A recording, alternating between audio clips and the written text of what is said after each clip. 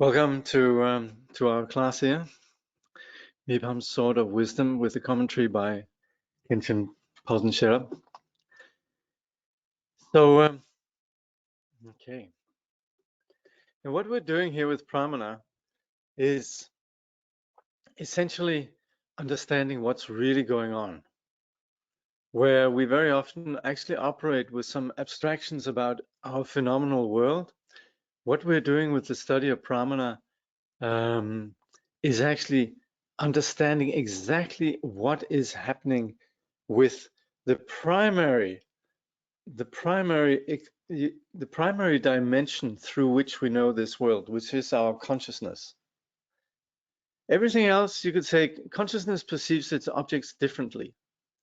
So you could say we all see things differently. We all have our particular perceptions, different cultures see things differently, and so on. Of course, we're usually so embedded within our own culture, we don't even think that our culture or our particular psychology is creating reality. We just think, well, there's reality, right? And we are kind of blind to the fact that others see things differently. Well, if you're in this classroom, possibly you don't. You possibly might be tagging on to the fact that we do operate continually with filters. And that's where what we're doing with Pramana is beginning to hone in on where exactly is it that we construct what we think of as solid appearances out there, but which in fact are perceptions. So that's where we understand that this reality that we perceive, the appearance, it operates on the level of a practical level of just how we see it. That's what we call relative truth, according to our own particular dispositions, according to our person, our culture, and so forth. But absolute truth, that's where we take that away. And that's where we take away the projections and essentially what we call the cognitive obscuration, where there's filters that actually this goes down to a very, very subtle degree that prevent us from seeing reality without this duality of subject and object, and emotional obscurations that of course come from all our particular likes and dislikes. So that's where when we speak about enlightenment, we're talking about the condition in which confusion, projection, and so forth can be eliminated, can be taken away. And the understanding of how we're actually doing that in terms of relating to these projections that we have and so forth, what is happening every moment in terms of our perception. Well, that's again where the word perception is significant, because we're not just talking about there's a reality out there, but we're understanding that this reality comes to us through our perception, and perception is subjective. So that's where there's a very important message that's being put across here in terms of how we can understand reality. And you could say the entire project of Buddhism, of the Dharma, is really to eliminate the confused belief in a particular reality that we have. Not because we're philosophers, but because we suffer. And the Buddha, he's not talking to us as if, you should really get in on this amazing insight I've had. The Buddha talks to us because we're in pain. We suffer. And the Buddha is not indifferent from that. And that's where the Buddha is not interested in sitting around and talking about, philosophy as such. But the Buddha wants us to understand how we could actually do something about this. And unfortunately, the Buddha also is not somebody who can just miraculously beam us up or wave a magic wand and so forth. It has to be done by ourselves. It's our particular confusion. It creates suffering endlessly. And it's not just us, but it's for everyone everywhere. So what the Buddha has to say about the way that we misconstrue reality is significant. So we come to this study then with the intention to engage with this message that the Buddha has. And we do so with an awareness of our own confusion and also the need for addressing confusion universally. So this has been the project of the Buddha's teaching for 2,500 years. It's very different from what we in our present day worldview might sort of think of the world as the kind of suffering that's out there and the sort of issues that we get caught up on. Here we're going right to the very depths of what causes suffering. So we do this with initially then invoking the wisdom body of Jakob Leschly, whose work we're studying. It says, through the blessing of awareness emptiness, Manjushri Kumara, you open the expanse of wisdom and its 8 minds of confidence, thus mastering the vast treasuries of transmission and realization. Mipham Manjushri Gosha, I supplicate you. Okay.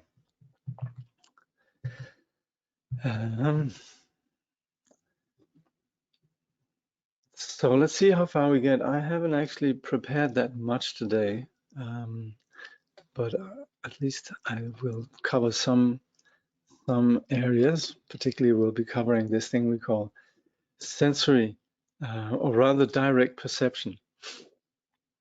Direct perception actually implies that we see things just nakedly. So there's various ways in which we just, and this is again coming back to perception, this is what we think of as our reality. But the implication is that the actual genuine sensory perception is simply just that simple naked perception that we have. And this takes place in terms of the outer world, the stuff that we see, hear, and so forth. It takes place in terms of what's going on in our mind. It takes place, what happens in our mind and the way that we relate to our perceptions changes when we're less afflicted, when there's less kleshas. This is also something we can of course see in our everyday life, how we see things differently, whether we're in a good mood or a bad mood, whether somebody is, you could say, caught up in a particular trip, then they see things in a particular way. And when we're not tripping, then we see things clearer. So we talk about yogic direct perception as that which comes about when someone genuinely clears their mind. And that's where we then look to yogis for advice, for insight, and so forth. That's what we call yogic direct perception, simply just the reality of someone who has cultivated clarity, eliminated confusion. And the last is then what we call self-aware direct perception, simply just the naked mind itself. So these are the 4 that we'll look at today. And so, what was it again, where we left off last?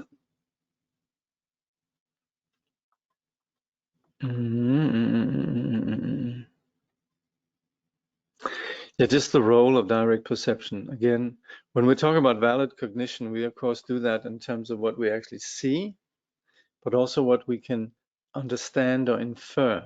Basically, you could say the nature of the science that just simply understand how the world works. And that, of course, continually comes back to an empirical dimension of direct experience. So we're now looking at these various kinds of direct experience. So the first is sensory, meaning the 5 senses. So it says the sense consciousness, which arises from the 5 sense faculties. Without direct sense perceptions, one would not perceive objects, like someone who is blind. So the Khenpo says sensory direct perception is the arising of one of the 5 sense consciousnesses based on one of the sense faculties as the ruling condition, such as the eye, ear, nose, tongue, and body. A ruling condition then means that we can see right now, for example, is very much to do with that our eyes actually are functioning and so forth. Of course, the conscious image that's generated on the basis of that takes place within the mind. It's not sitting in the eye, it's not sitting in the object. There's consciousness generated. But that's where the main thing really for us in terms of our sensory perceptions is then that the faculty that is functioning. So that's what we call then the ruling condition. The Khenpo says each sense consciousness vividly experiences its own object, such as form, sound, smell, taste, and touch. If there were no sensory perception, then one would never perceive outer objects, just like the blind who do not see objects and the deaf do not hear sounds. So that's where these faculties, they are the ruling conditions. But of course, that doesn't mean that someone who's blind cannot have images in dreams, or someone who is deaf cannot have a sense of hearing something. So that's sensory direct perception. That's the first of the direct perceptions. Then we have mental direct perception. So the root text says, having arisen based on the mental sense faculty, mental direct perceptions clearly discerns outer and inner objects. Without mental direct perception, there would be no consciousness of all the phenomena that are commonly known. So for example, if I say car, then right now there's an object in the mind. So there's also, I look over at a chair, and also there is an image of a chair that arises in my mind. But and also I can think of things like the mood I was in yesterday or whatever. So there's phenomena that are perceived by the mind, that where the mind has an object. And then without that, without having the mental perception, without having that, then we wouldn't actually have an idea of the world. That's where right now we can talk about all sorts of things, whereas someone else is talking, we're actually generating images about what they're talking about. So that's continually happening. So that's where we have this mental direct perception, knowing something with the mind. That's for real. So here we say, the Khenpo says, having arisen based on the mental sense faculty as the ruling condition, mental direct perception clearly discerns both external objects, such as forms, through the consciousness that knows objects, and internal objects, such as dreams, through the consciousness that knows itself. So we have at a very immediate level simply just plenty of objects that we know just as they arise within our mind, and they are taken as an object by this consciousness of the mind. So the sutra states, monks, there are two aspects to being conscious of form. One is based on the eye, and one of the other on the mind. So here I am, I look out and I see cupboard. And then I again close my eyes and I think cupboard, which of course there could be a lot of different cupboards, but then again there's an object there. So I can think of very, very agreeable, elegant cupboard, and I can think of poorly made cupboard or ugly cupboard. And of course these objects then they become objects that we have likes and dislikes for. So we clearly have, on one hand, the object in the mind and the knower of that object. So the Pramanavartika, the discourse on valid cognition, states the mind also has objects. To conclude, if there were no mental direct perception, there would be no consciousness of all the internal and external things that are commonly known. So then there's yogic direct perception. And again, we're just talking about how we experience the world out there as we see it, the things we think about. And this also applies obviously to yogis. But the thing is, they see a bit more clearly. The rest of us, we're caught up with a lot of confusion, a lot of likes and dislikes. And so we're not really relating to the world. We don't really connect with the truth of reality. And so also we're limited in the way that we understand and celebrate truth. We have sort of a sad half world in which we're not really genuinely seeing clearly. And so what we produce and what we think and so forth is so limited. And you could say, yeah, we're just not seeing clearly. Anyway, so by meditating well, according to the scriptures, yogic direct perception clearly experiences its own object, the ultimate. Without yogic direct perception, one would not see the ultimate, which transcends ordinary objects. So the object here, the ultimate, means that we actually see beyond appearances. We're not just naively relating to appearances on the basis of what we like and dislike and the way that we project onto phenomena. But we're actually seeing clearly, we're seeing more colors. We're more in touch with the texture, the colors, experience. And that's where something opens up. We can see this also in sacred art. The moment that you have yogic art, what is represented there is the vision that's free from the ordinary entanglements. So it has that, it touches the heart. The moment that you experience yogic art, or the moment that you are engaging with something that comes from someone who speaks the truth or engages with the truth, there's sort of a sense of the heart opening. So that's where the object of the yogi and the yogic perception is seeing beyond just the projections. So that's what we call the ultimate. And this is indispensable for us to extract ourselves from suffering, because that's where we're seeing phenomena for what they actually are, rather than the way that we, in our dualistic way, continually operating with what we like and dislike. So that's something that transcends the ordinary objects, the ordinary way that confused individuals like ourselves perceive phenomena. So that's why we say, the Khenpo says, yogic practitioners who have meditated well according to the scriptures taught by the gurus understand the ultimate nature, which is the absence of self. So here there's another place where actually Mipham Rinpoche makes a point that what we're talking about there is someone who has meditated according to the scriptures taught by the gurus, means by gurus who actually have that experience. So we have, again, not just, you could say, dry information, but we're actually relating to someone who is a yogi, who actually walks the talk and has the actual experience. And on the basis of that, then there's an understanding of the absence of self, both in terms of person and in terms of the objects that we perceive, the phenomenal world.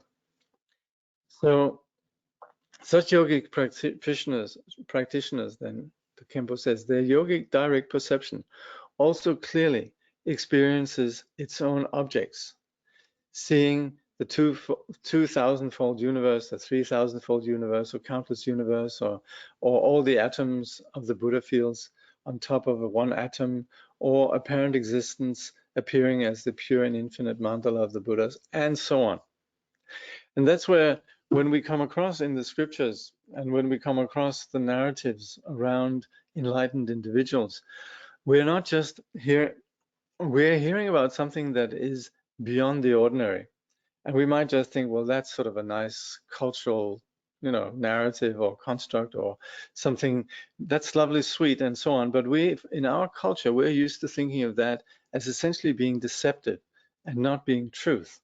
Truth only being what we can validate on the basis of our ordinary, direct sensory perception. And this is where here we're talking about a highly sensitive subjectivity. And as such, they're seeing much more. So these references that we have in the sutras about an incredible vision, for example, if you read the Flower Ornament Sutra, or if you hear about the visions of great sublime individuals and so forth, it's not just that they are hallucinating or that they're just seeing clearly. So it's not like they really have done anything extraordinary. It's more that we are extraordinarily confused, we're extraordinarily limited, and what they just have is be less confused. It's like also we can see how sometimes people are so caught up in their anger or their depression or whatever it might be, that they couldn't believe that actually you could just have a pleasant experience in a particular place. They will always find something that's negative. So there's this pattern of projection. And this, of course, is intrinsic to what we call the six realms, that there's always, the sentient beings are always projecting particular realities and experiencing that as being truth. And that's where we have to understand that's relative truth, that's relative to a confused individuality. And the less there is that, the more there's an opening up and a direct experience of the, say, open dimension. And that is rich. That's where the when we talk about the visions of the Buddhas, when we talk about the mandalas of Vajrayana and so forth, we're talking about something that is the way that things actually are, not as how we're imagining things. And that's why both the sutra references to the Buddha fields that is described here, and the Vajrayana vision that's reflected in the development and completion stage practices when we engage in what is called the resultant vehicle. The resultant vehicle means the result of eliminating confusion. That's what we mean with the resultant vehicle. Jelje, which means the result of taking away confusion.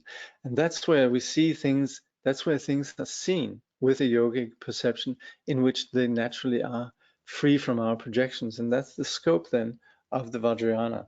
So that's why the Vajrayana vision is essentially seeing things and sustaining a vision of things without our ordinary confused perceptions. So that's why we would say the yogic direct perception is then what directly engages the ultimate. So this transcends ordinary objects, and it's more accurate. It's again not hallucinating, not tripping, but it's seeing clearly. So the great Acharya Dignaga says, yogic perception, as taught by the gurus, sees the ultimate, unmixed with ordinary objects. So that's the third kind. Then the fourth, self-aware direct perception. And this comes down to then this mind that is always there, knowing.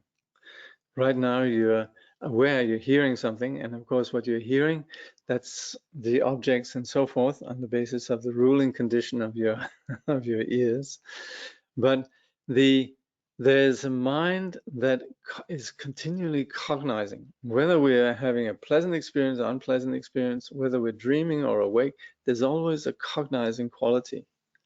This is what we then refer to as the self-awareness or the own awareness. It's just simply the awareness that's there. It's not something that can really be turned into an object, because the object of the knowing is the one that is knowing. So this is what we're going to be discussing here, that it's what we call reflexive awareness. The object, the awareness, and the one who knows that awareness, they're not two different things.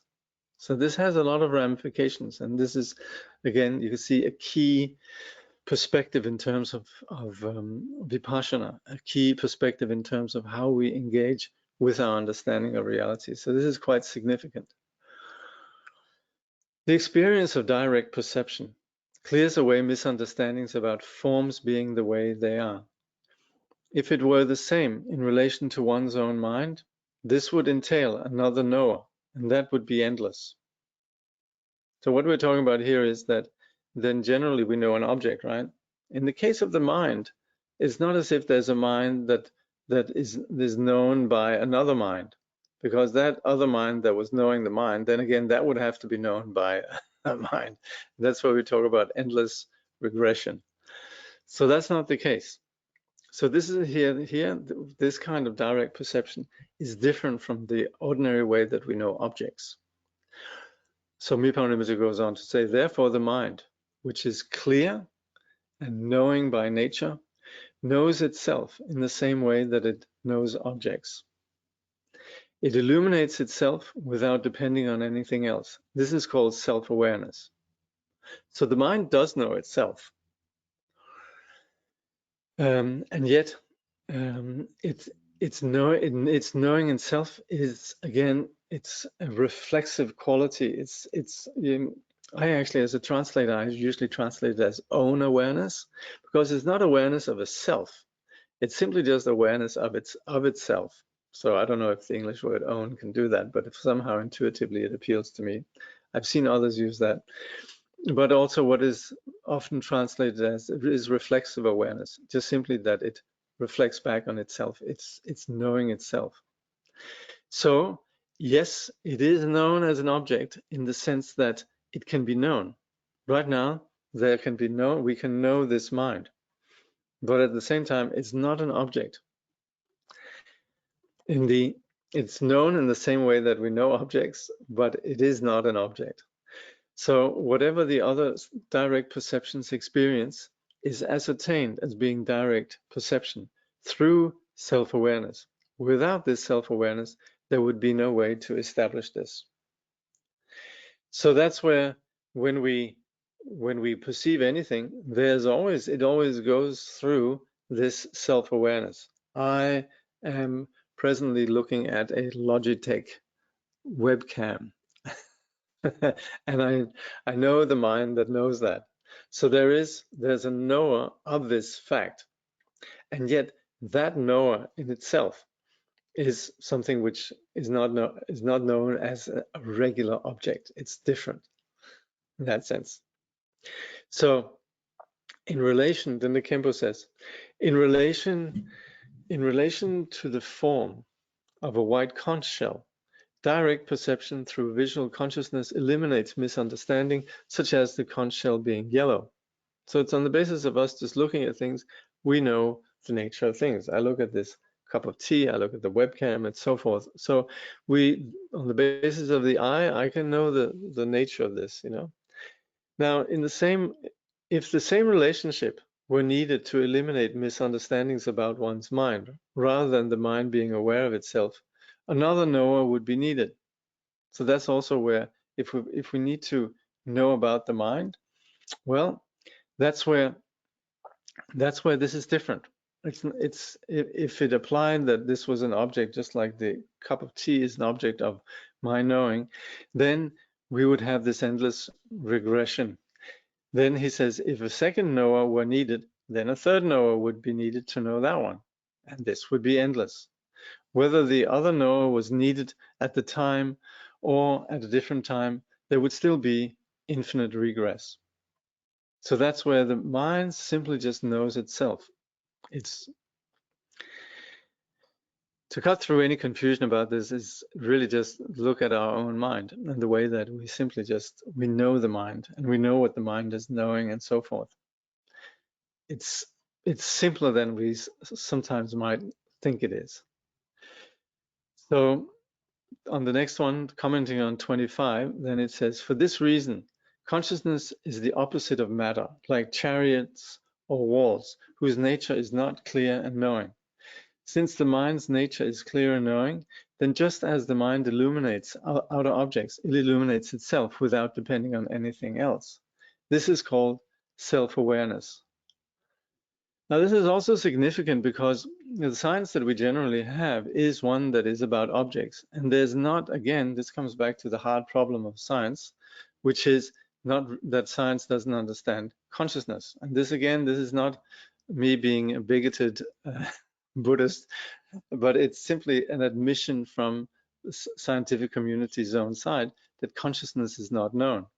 And so that's where there's a big difference in you could say, the universe and the ontology that we have in Buddhism and in the ordinary world, in which there is just operating with what is matter, what is tangible out there. Whereas in the Buddhist understanding, with the understanding of the awareness and the one that is knowing everything, you could say the ontological primitive, the most basic condition that we have in terms of what we can experience, in including that in its science, then and not excluding it, then the Buddhist understanding of reality, its ontology, extends far beyond what is known within just a material science. So again, this is not about, you could say, what's better or worse. It's just simply there's different focus, different scopes, different objectives, and above all, there's a very different vision. There is not a vision of enlightenment. There's not a vision of what goes beyond the ordinary perceptions. So here then, in relation to this, and this is about the mind then that knows itself, the great master Shantarakshita says in the adornment of the middle way, consciousness arises with a nature opposed to matter. It is immaterial in nature and it knows itself. So again, this is something we can verify on our own investigation. When the three other direct perceptions experience their objects, that is ascertained as direct perception through self-awareness. This is because one's own mind is not hidden from oneself. One is certainly capable of knowing when one is happy and when one is miserable. So there is this dimension of simply knowing the objects and also knowing mind itself. Commenting on 26, if there were no self-awareness, let me just read it actually, sorry.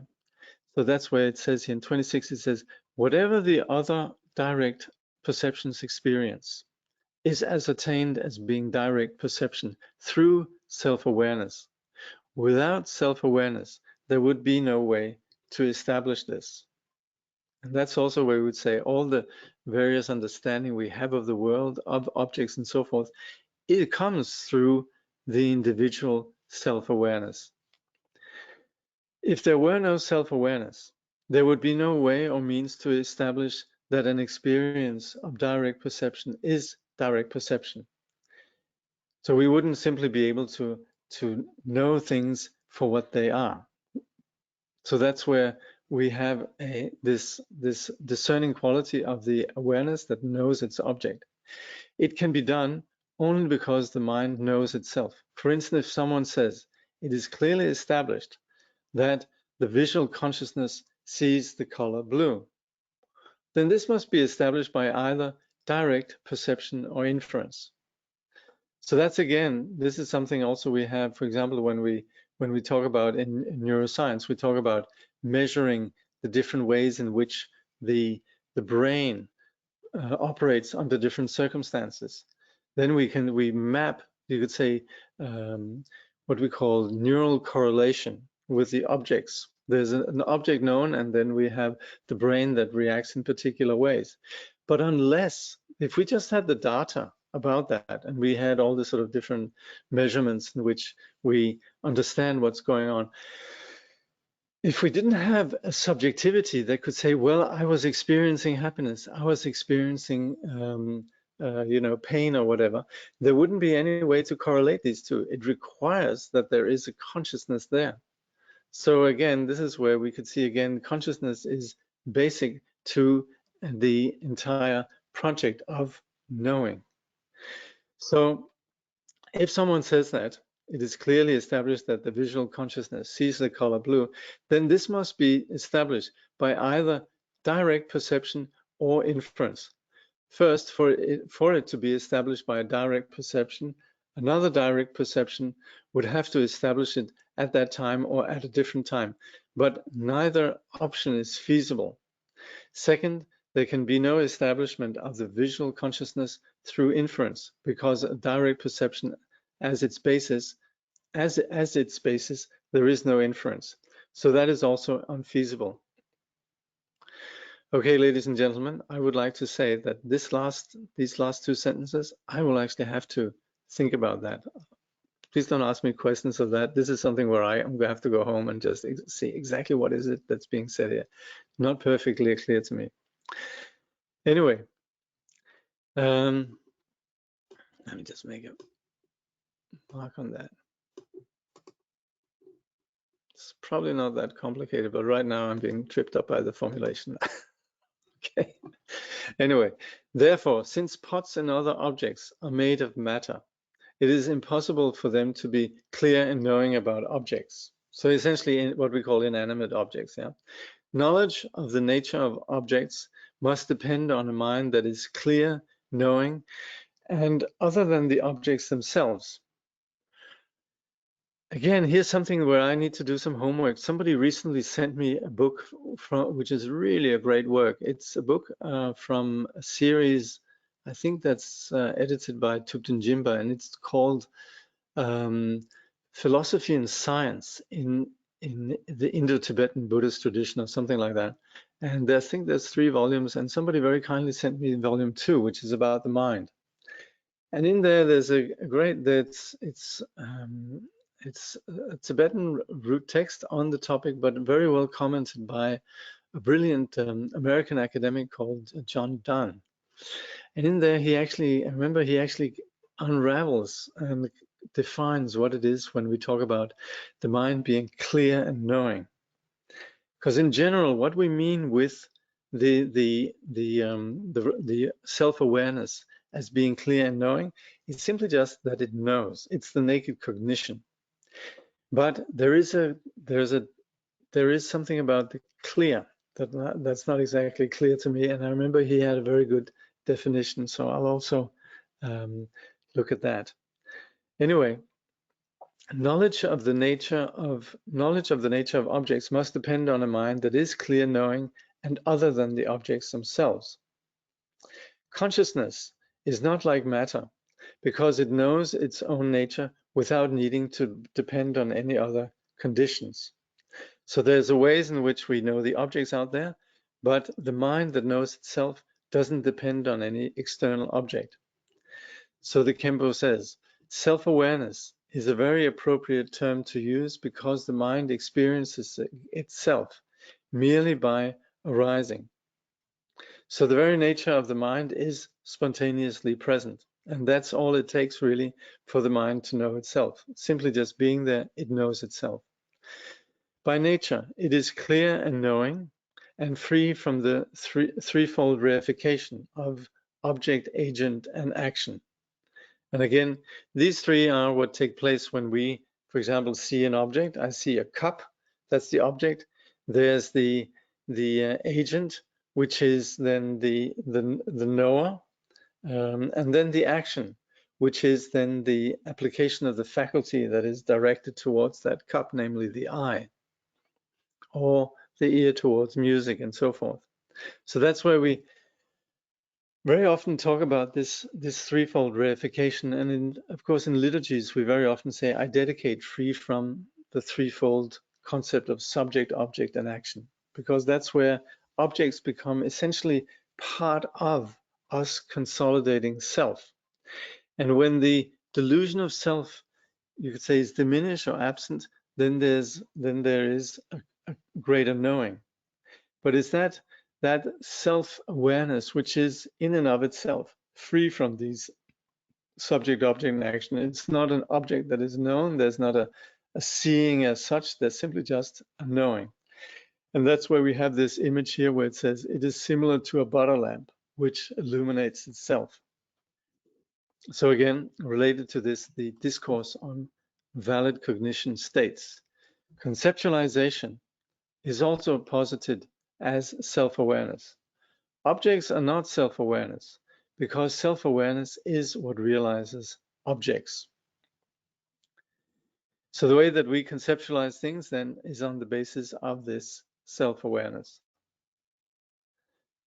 Self-awareness intrinsically, of course, is understood as being free from conceptualization, but it is on the basis of the self-awareness that then takes a notion of a self and the notion of an object that then conceptualizations they develop.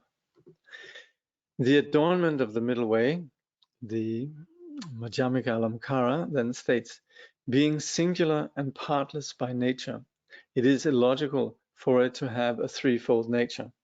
Therefore, self-awareness is not a substantial thing with an agent and an object. Since it is the very nature of consciousness, it is appropriate for it to know itself.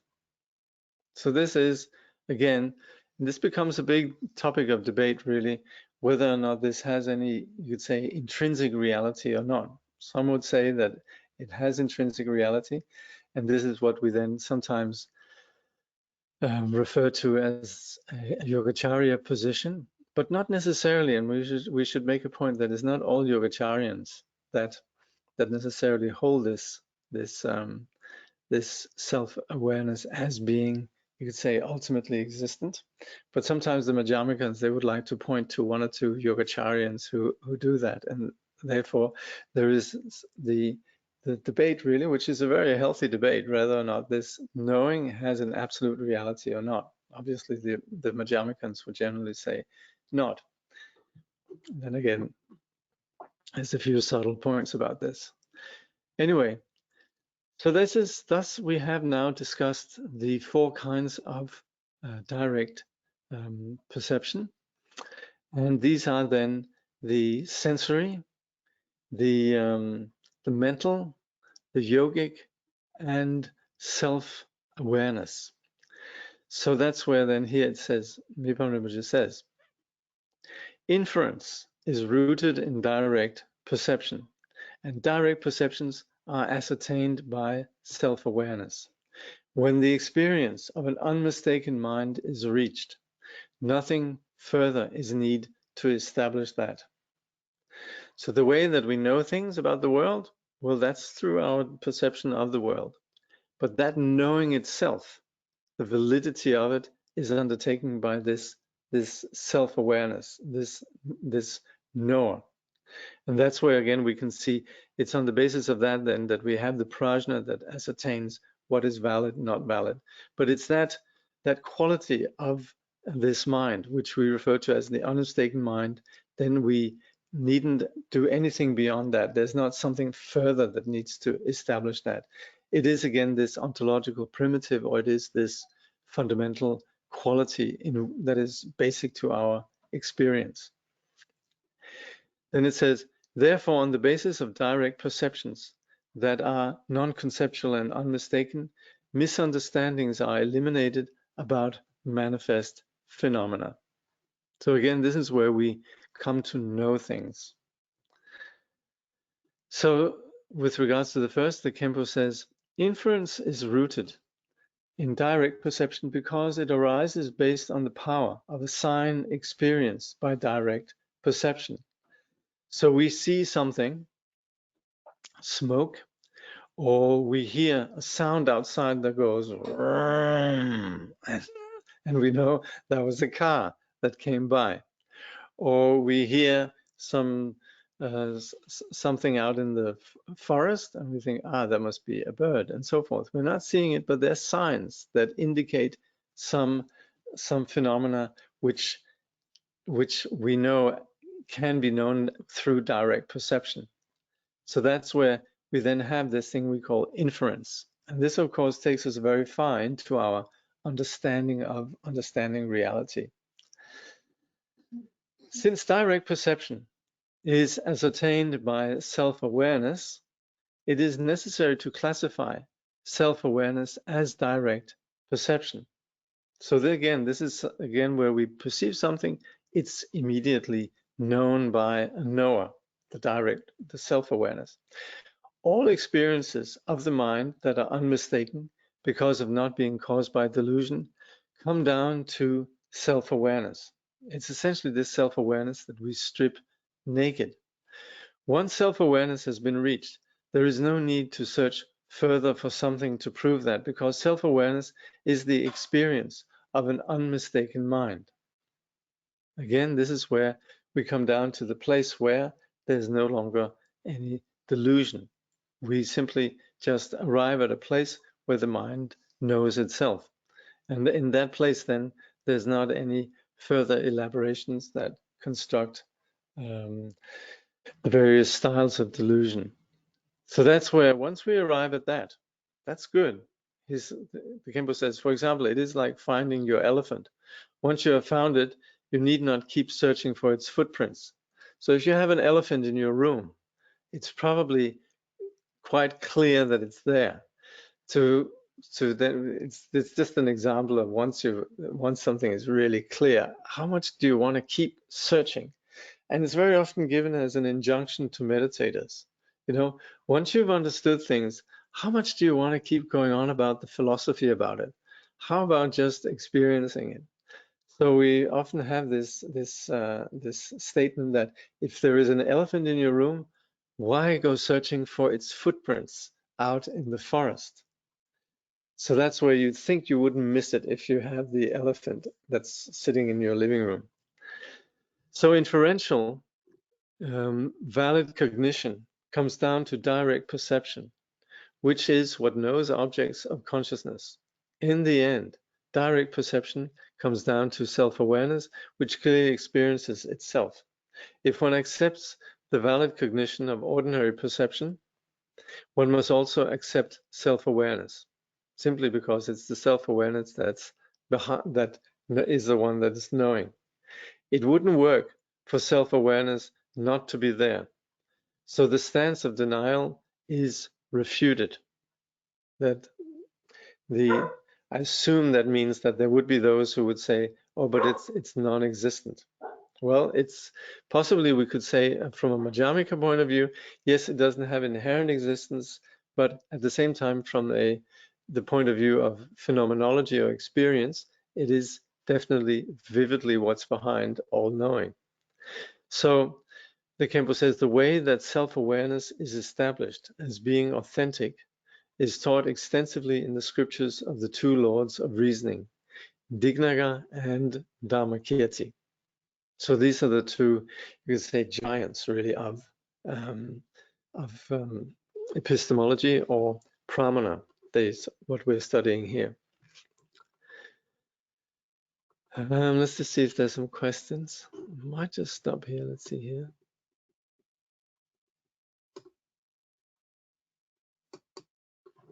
Let me just see how many questions there are. Yeah, there's a few. Hi, Jakob. So if someone were born deaf, how would they be able to experience sound in dreams? Or if they were born blind, that they would possibly experience visual phenomena in dreams? Thank you.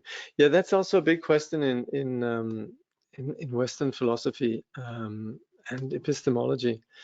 But I think that generally is the consensus that the blind and deaf people do hear and see in dreams. Yeah, as far as I know. Yeah. Is yogic perception same as Buddha's perception? No, it's not omniscience, but it implies that there's a greater knowing. So you could say it's undiluted in the sense of it being as the Buddha's perception, but I'm not sure we use that word for it. I think it still falls within the scope of the path. Again, this is something that I'm not entirely sure about. There's a lot of things I'm not sure about today, so I hope the audience will bear with me on that accord. So there are still objects in the ultimate, or are they? Well, let me just come back to the yogic perception. We would say yogic perception really takes place on the basis of in general, on the basis of the path, but particularly then what becomes basic to what we're talking about here in this context, seeing the 3,004 worlds, and also the vision of the mandalas and so forth. This occurs on the level of the 8th bhumi onwards, where we then talk about the 3 pure bhumis, in which there's no reverting back to confusion, and that's where everything is seen in terms of clearly in terms of pure perception. So there are still objects in the ultimate, or are they projections of enlightened minds? Now, this is an interesting question. Okay, let me just see. And if there are projections of enlightened mind, are they identical between two enlightened minds? And is there any point in trying to see the universe in its enlightened form if we're not yet enlightened? Isn't that putting the horse before the cart, result before cause? Very good questions. Okay, the first is, we would generally say for the Buddha, there is no object. So there's falling away of this duality. So where we presently experience objects, and this is where we are, this is where we necessarily need to relate, we would say that the objects of we say at the level of enlightenment, then there is no objects. And yet we would also, and this is what we are talking about here when we talk about pure perception, we would say that the objects that are appearing, they never move from the primordial ground. So they are taking place. As we presently perceive them in terms of an object, then in terms of the Vajrayana and the way that we talk about the pure phenomena and so forth, we do so because even though there are the appearances, these appearances never move from this primordial ground. And that's where we say they are in no way mixed with, in and of themselves. These phenomena are in no way mixed with the ordinary dualistic projections.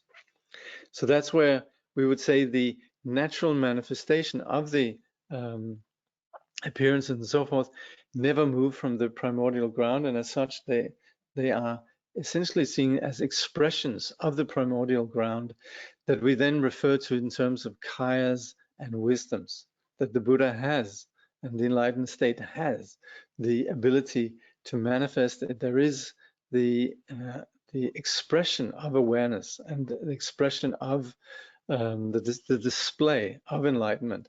And that's where then when this is filtered through the self, then that is where we have all the solid perceptions of the samsaric phenomenon in terms of kleshas, karma, and so forth. And in and of itself, when freed from that, then it opens up the whole dimension of what we call the kayas and wisdoms. And this is then what we meditate on at the level of the Vajrayana.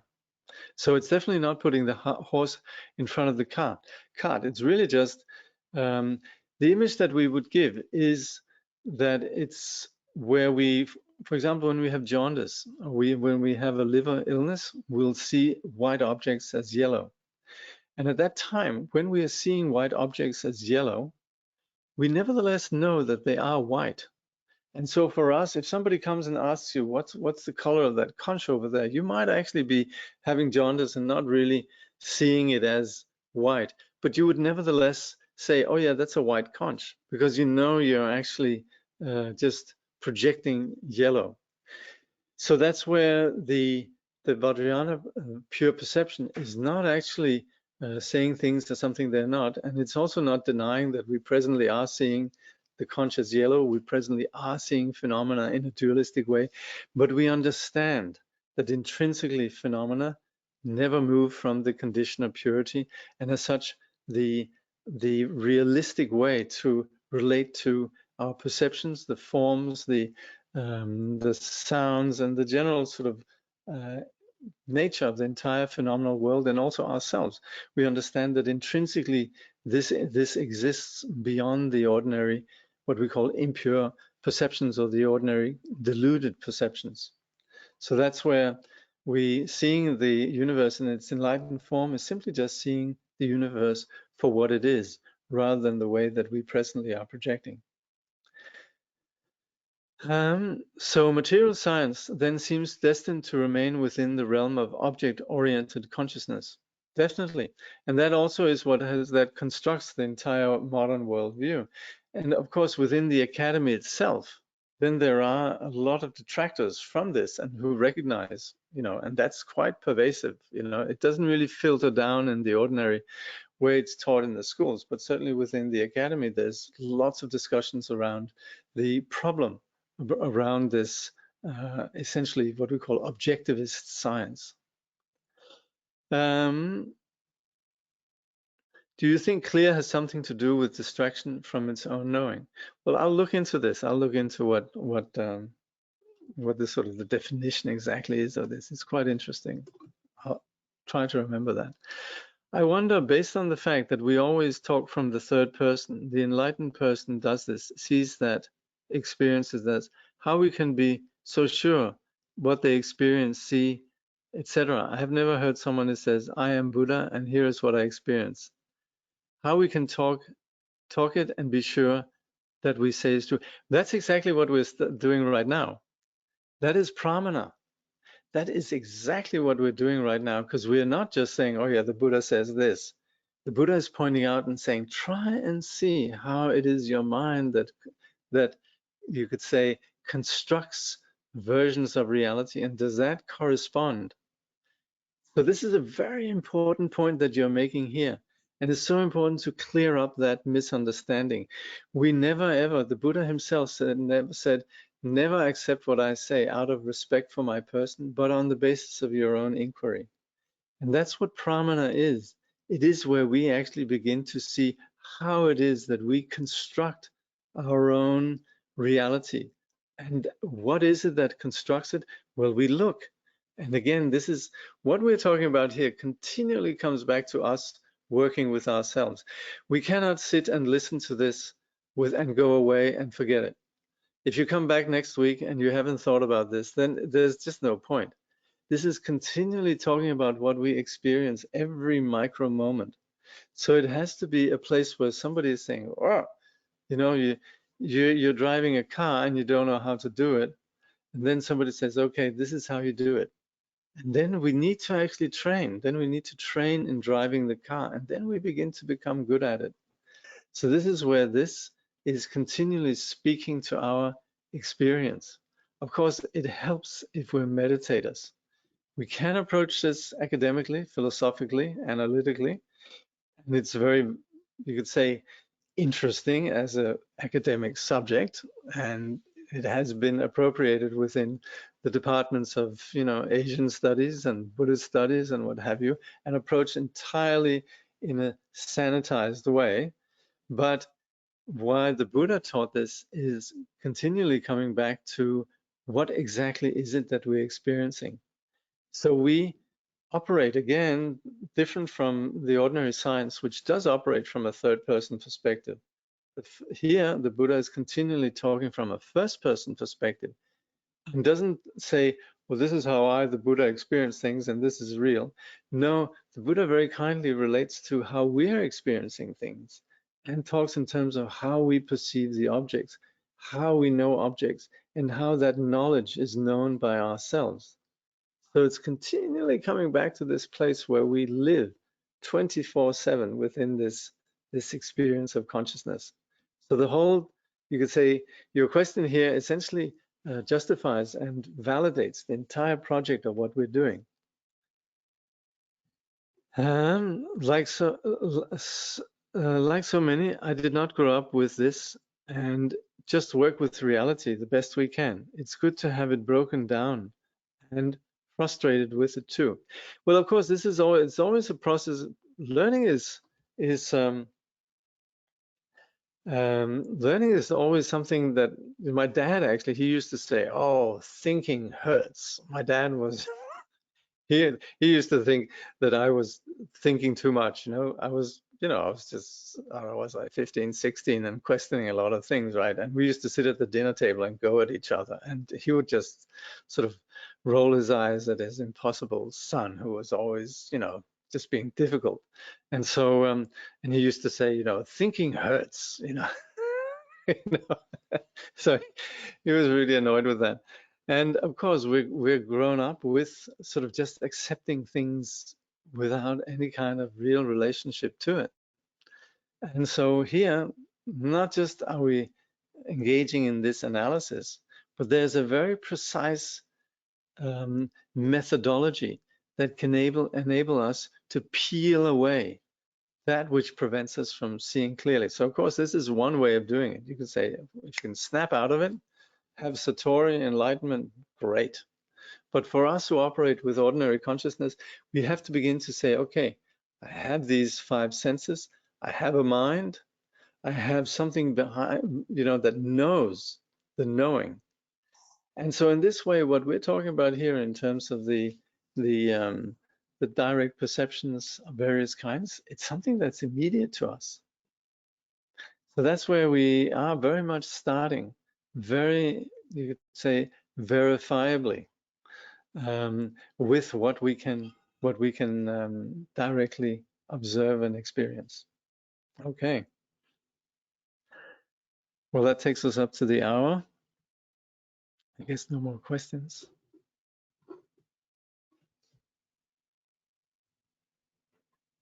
One last.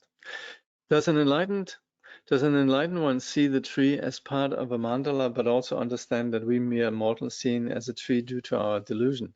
Yes, that's where we would say, and mandala is just a word that we're using in terms of the way that we think of the pure, about the phenomenal world without delusion.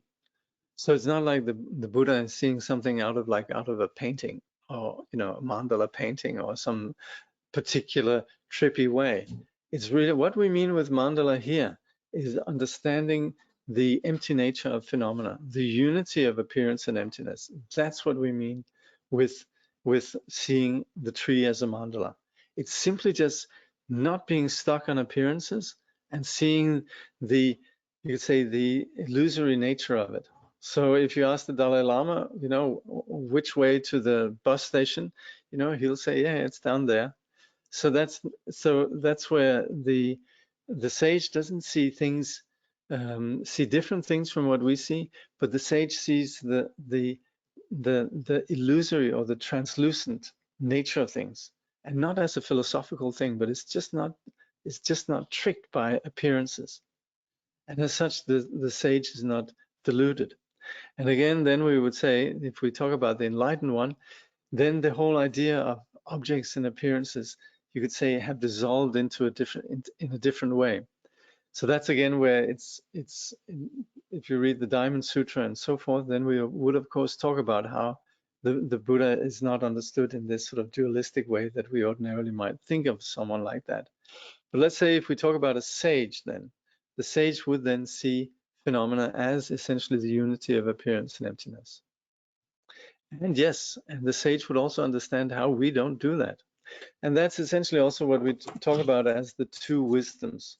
When we talk about the Buddha as having the two wisdoms, seeing phenomena as they are, the reality of phenomena, and also how they appear in their multiplicity, meaning how sentient beings see things.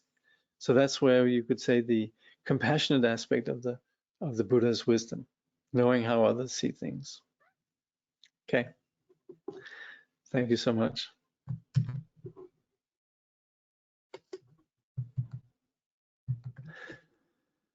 Through all our births, wherever we may be born, may we be endowed with the 7 good qualities of the higher realms. As soon as we're born, may we meet with the Dharma and have the freedom to practice it properly. At that time, may we please the holy gurus and practice the Dharma throughout the day and night. Realizing the Dharma and accomplishing its essential meaning, may we cross the ocean of existence in that life. Thoroughly teaching the holy Dharma in this world, may we never tire of accomplishing the benefit of others. By this vast benefit of others, without partiality or bias, may all attain Buddhahood together.